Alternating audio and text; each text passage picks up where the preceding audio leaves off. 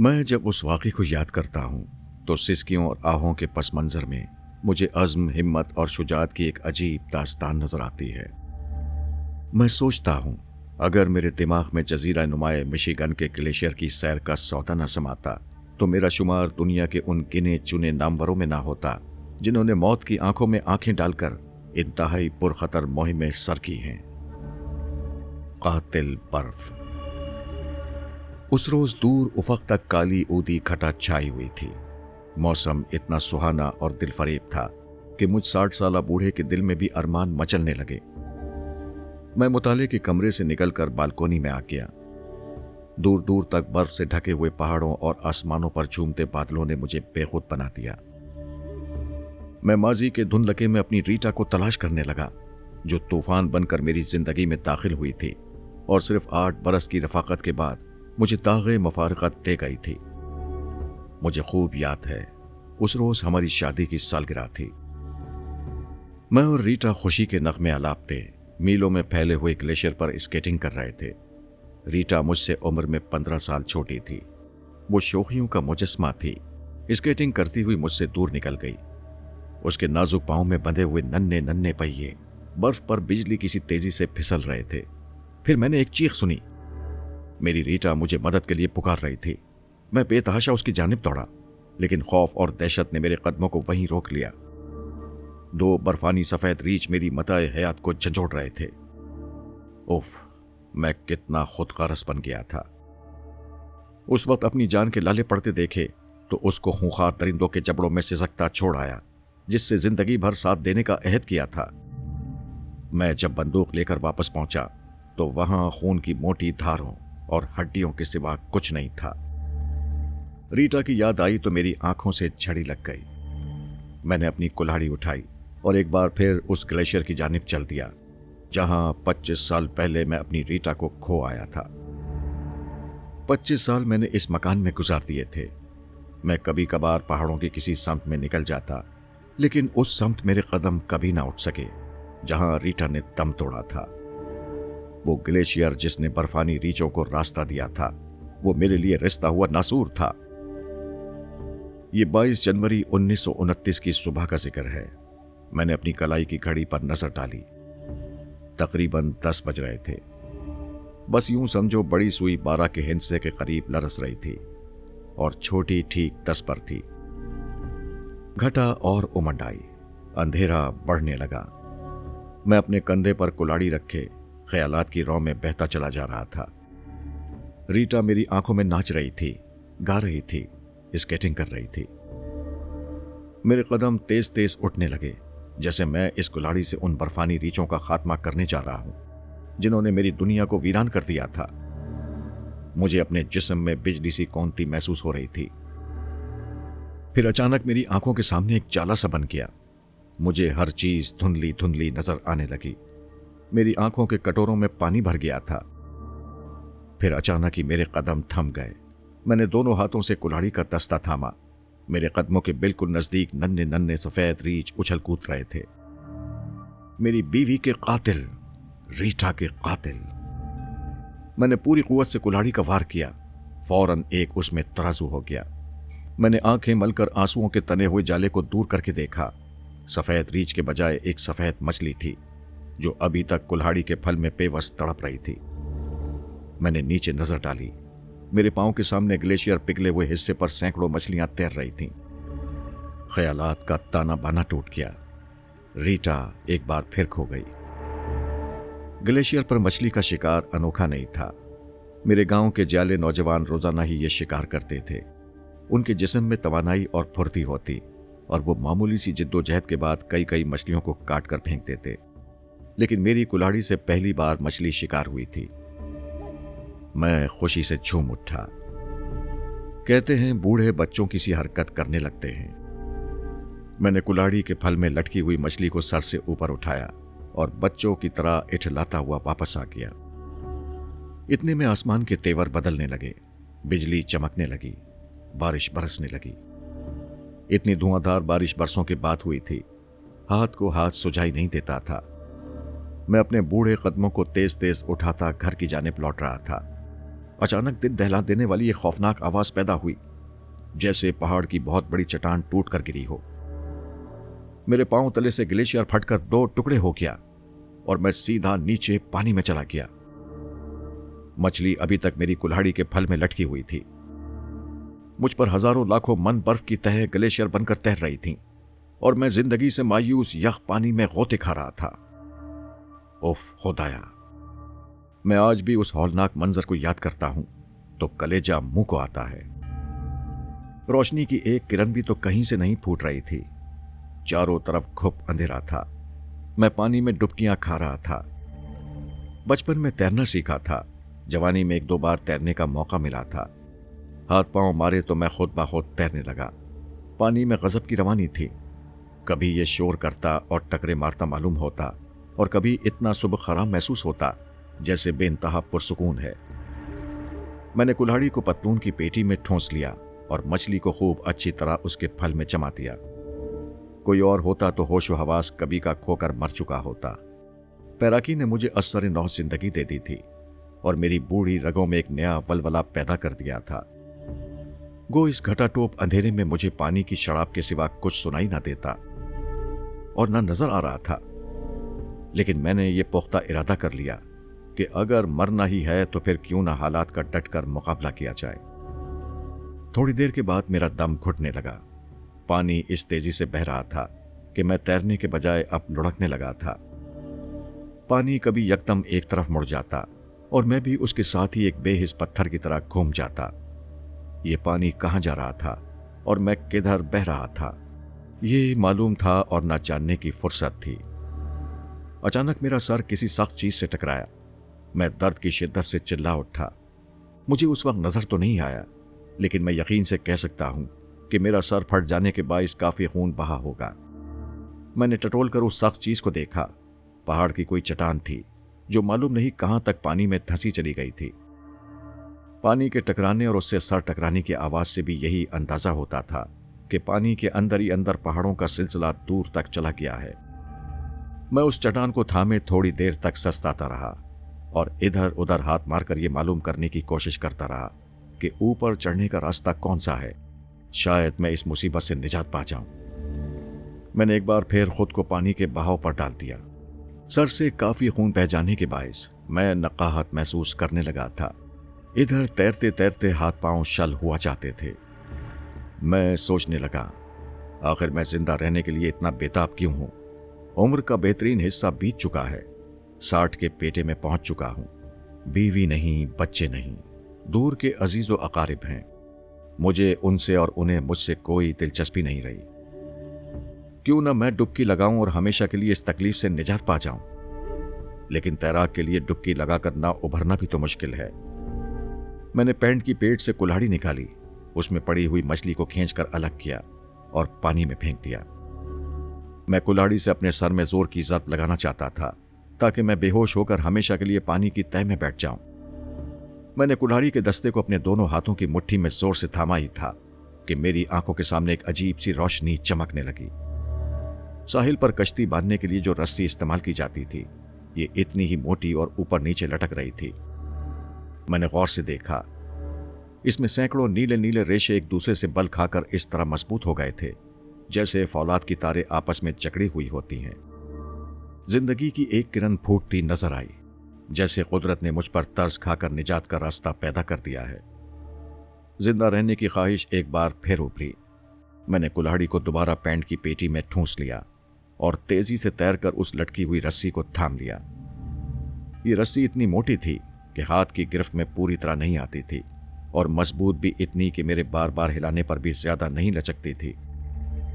मैंने खुदा का शुक्र अदा किया और ऊपर चढ़ने के लिए उसे दोनों हाथों से थामकर पांव जमाने की कोशिश करने लगा, लेकिन पांव कहीं टिकते थे ना जमते थे। वो इतनी चिकनी और फिसलती थी कि किसी चीज का उस पर ठहरना नामुमकिन था। मैं बार बार कोशिश करता, लेकिन हर बार नाकाम रहता। यकायक मुझे एक तदबीर सूझी। मेरे पास कुल्हाड़ी थी जिससे मैं रस्सी पर जरबे लगाकर पांव जमाने के लिए जगह बना सकता था। कुल्हाड़ी की पहली जरब लगते ही रस्सी तेजी से बल खाने लगी और फिर सांप की कुंडली की तरह मेरे जिस्म के इर्द गिर्द उसका ढेर सा लगने लगा। ये अमल इतनी तेजी से हुआ कि मुझे कुछ सोचने का मौका ही ना मिला। मैं इस ढेर के दायरे में बुरी तरह फंस गया। मेरे जिस्म के गिर्द लिपटी हुई ये चमकीली पुरस्कार रस्सी आहिस्ता आहिस्ता तंग होने लगी। मेरे जिस हाथ में कुल्हाड़ी थी वो भी अब बेबस हो चुका था। वो मेरी दाएं रान से चिपका और उस रस्सी से जकड़ गया। मैं मायूसी और बेबसी के आलम में रस्सी के उस आखिरी सिरे को देखने लगा जो धीरे धीरे नीचे उतर रहा था। मेरी हड्डियां चटकने लगीं। खुदा मालूम ये ग्लेशियर के नीचे बहने वाले खौफनाक दरियाओं का सांप था या गजो लंबी कोई मछली। मौत को करीब देखकर एक बार फिर मेरे दिल में जिंदगी की ख्वाहिश पैदा हुई। मैंने सोचा तैराकों की तरह डुबकी लगाकर इसकी गिरफ्त से निकल जाऊं, लेकिन मेरे जिस्म का एक एक उज़ू इस तरह जकड़ा हुआ था कि मेरे लिए हरकत नामुमकिन हो गई थी। मैंने गिड़गिड़ाकर खुदा से दुआ मांगी। थोड़ी देर बाद मैं अपने जिस्म में बेपनाह तवानाई महसूस करने लगा। मैंने अपने दाएं हाथ को पूरी कुव्वत से हरकत दी और कुल्हाड़ी के तेज फल को उस खौफनाक आबी जानवर के जिस्म पर रगड़ने लगा। इसके साथ ही उस बला के जिस्म में हलचल शुरू हुई और गिरफ्त ढीली होने लगी। यूं ही मैंने महसूस किया कि मेरा जिस्म अब थोड़ा बहुत हरकत कर सकता है। मैंने डुबकी लगाई और कुछ दूर जाकर सर बाहर निकाला। अजीब तिलिस्म होशरुबा था। चारों तरफ जैसे चराग चल रहे हों और बहते पानी में उनका अक्स पड़ रहा हो। पहले तो मैं समझा कि इस मुसीबत से निजात पा गया हूं और किसी आबादी में पहुंच गया हूं जो दरिया के किनारे आबाद है। यूं ही मैं उन चरागों की तरफ बढ़ा, खौफ और दहशत से मेरी चीख निकल गई। ये चराग उन्हीं सैकड़ों बलाओं के मुंह थे जिनसे मैं अभी बमुश्किल बचकर निकला था। ये बलाएं पहाड़ की चट्टानों से लटक रही थीं और पानी की सतह के करीब उनके रोशन मुंह खुले हुए थे। ये लटकती रस्सी की तरह लहरा रहे थे। मैंने एक बार आंखें मलकर फिर गौर से देखा। अंधेरे में बहते हुए पानी पर ये रोशनियां भली तो मालूम हो रही थीं, लेकिन मेरे लिए हर एक मौत का परवाना थी। मुझ पर तकान की वजह से गुनूदगी तारी होने लगी और मैं बेहिस होकर पानी पर बहने लगा। मैं कितनी देर और किस तरफ बहता रहा मुझे कुछ याद नहीं। मुझे जब होश आया तो अजीब व गरीब धीमी धीमी आवाजें मेरे कानों में आ रही थीं, जैसे चिड़ियों के बच्चे अंडे की चार दीवारी तोड़ते वक्त कुट-कुट करते हैं। मैंने अपने आप का जायजा लिया। मैं एक जाल में फंसा हुआ था जो पानी में दूर दूर तक फैला हुआ था। मैंने हाथ पांव मारकर उससे निकलने की कोशिश की, लेकिन मेरी ये कोशिश मेरे लिए एक नई मुसीबत ले आई। हिलने जुलने से मैं इसमें पहले से भी ज्यादा सख्ती के साथ जकड़ गया। इस तसव्वुर ने मुझे न सिर्फ पुरुम्मीद बना दिया, बल्कि खुशी की एक लहर मेरे रगो पैर में दौड़ गई कि जाल फेंकने वाला जब इसे खींचेगा तो मछलियों के बजाय मैं ऊपर पहुंच जाऊंगा। अचानक एक छोटी सी मछली मुझे अपने करीब तड़पती हुई महसूस हुई। मैंने फुर्ती से उसे पकड़ लिया। मैं भूख से इतना बेकाबू हो गया था कि उसकी मौत का भी इंतजार न किया और उसे कच्चा ही चबाने लगा। मुझे अपनी इस वहशियाना हरकत पर गुस्सा भी आया और हंसी भी। जब इंसान तन्हा और मुसीबत में गिरफ्तार होता है तो उसे अजीब व गरीब बातें सूझती हैं। मछली चबाते वक्त मैं इंसान की सतह से गिरकर ऊद बलाव बन गया था जो मछली देखते ही उस पर झपटता और चबा डालता है। पेट की आग बुझी तो आंखें रोशन हुई। गो अब भी मेरे चारों तरफ अंधेरा ही अंधेरा था, लेकिन पानी की तह में सैकड़ों चमकते हुए संगरेजे और कोड़ियां साफ नजर आ रही थीं। उनके इर्द गिर्द लाखों की तादाद में बिल्कुल कमीज के बटनों की सी जिसामत की मछलियां तैर रही थीं। मैंने जिस धीमी आवाज का जिक्र किया है वो उन्हीं मछलियों के मुंह से निकल रही थी। उन मछलियों में गजब की चमक थी। मैं कुदरत की नारंगी पर तंग रह गया कि उसने इस अंधेरे में इन्हीं नन्ही मछलियों को चराग बना दिया। अचानक पानी के नीचे से तूफान सा उठा और ये बटन नुमा मछलियां हजारों लाखों की तादाद में ऊपर की जानिब दौड़ी। वो मेरे जिस्म से रगड़ खा खा कर भाग रही थीं। मैं घबरा गया। ये घबराहट मेरी तमाम उम्मीदों को खाक में मिला गई। जिस जाल में मैं उलझा हुआ था और ये तवक्को कर रहा था कि अभी ऊपर खींच लिया जाऊंगा, समंदरी घास और पौधों का ताना बाना था जो इंतहाई मजबूत होने के साथ साथ मालूम नहीं कहां तक फैलते चले गए थे। मैकोलाइस की लाश मेरी आंखों के सामने फिर गई। वो बैरुल काहिल में ऐसी ही घास में फंस गया था और 3 रोज तड़पने के बाद जान दे दी थी। वो जितना हाथ पांव मारता उतना ही उसके जिस्म के गिर्द ये फंदा और जकड़ जाता। उसके साथी दूर एक कश्ती में बेबसी से उसे देखते रहे। उनकी मदद कारामद ना हुई। आखिर वो रेजा रेजा होकर वहीं बिखर गया। मैकोलाइस का तसव्वुर आते ही मेरी आंखों के आगे अंधेरा छा गया। बटन नुमा मछलियां लाखों की तादाद में उन पौधों के दरमियान से गुजर रही थीं। मैंने उनकी रोशनी से फायदा उठाने की ठानी और अपने हवास कायम रखते हुए निजात का रास्ता तलाश करने लगा। ये खौफनाक घास इतनी नोकीली और तेज थी कि कभी कीलों की तरह जिस्म में चुभती और कभी तलवार की तरह काटती। अगर मेरे जिस्म पर भारी भरकम कपड़े ना होते तो मैं कभी का इस अजियत की ताब न लाकर दम दे देता। मेरे जिंदा रहने की अब कोई सूरत नहीं थी। मैंने मायूस होकर एक बार फिर गिरदोपेश का जायजा लिया। मेरे सर के ऊपर एक चट्टान का टुकड़ा झुका हुआ था। मैंने हाथ बढ़ाया और उसे टटोलकर एक टेढ़े हिस्से को मजबूती से थाम लिया। उसके बाद मैंने दूसरे हाथ से अपने बरसाती कोट और पैंट के बटन खोल दिए। मैंने बड़ी एहतियात से बारी बारी दोनों बाजुओं को कोट की आस्तीनों से निकाला और फिर आहिस्ता आहिस्ता चट्टान को थामकर ऊपर उठने लगा। मैं सख्त कशमकश के बाद अपने कपड़ों में से निकल जाने में कामयाब हो गया। खुशकिस्मती से यह चट्टान उमूदी नहीं थी और इसमें जगह जगह ऐसे कई छोटे छोटे मोड़ थे जिन्हें मैं बआसानी पकड़कर उस पर चढ़ सकता था। अब मैं बंदर की तरह उल्टा लटका हुआ चट्टान पर खिसकने लगा। मेरे जिस्म पर कमीज और जांघिया रह गया था। कुल्हाड़ी वहीं गिर गई थी। मैं उसे थामता भी तो कहाँ। पैंट की पेटी थी ना, मेरे हाथ खाली थे। मुझे मालूम नहीं कि इस तरह सरकते हुए कितनी देर लगी। चूंटि भी शायद तेज चलती हो, मेरी रफ्तार तो उससे भी कम थी। कभी हाथ फंसाने के लिए नई जगह तलाश करने में कई कई मिनट लग जाते। पानी के ज़ेरो बम की आवाज़, आबी जानवरों की भरमार और खौफनाक अंधेरे में जिंदा रहने की ख्वाहिश ने मेरे बूढ़े जिस्म में जवानों की सी तवानाई पैदा कर दी थी। मैं आहिस्ता आहिस्ता आगे बढ़ रहा था। बटन नुमा चमकती दमकती मछलियां अब बहुत पीछे रह गई थीं, जिससे मुझे अंदाजा हो गया था कि मैं उस खौफनाक चाल से निकल चुका हूं। मैंने इत्मीनान का सांस लिया और सस्ताने के लिए रुका ही था कि दाएं हाथ में चट्टान के जिस टुकड़े को पकड़ा हुआ था वो टूट गया और मैं एक दहशत अंगेज चीख के साथ दोबारा पानी में गिर गया। इस हादसे ने मेरे होश व हवास छीन लिए और मैं बेहोश हो गया। मुझे जब होश आया और आंखें खुली तो खुशी के मारे मैं चीखने लगा।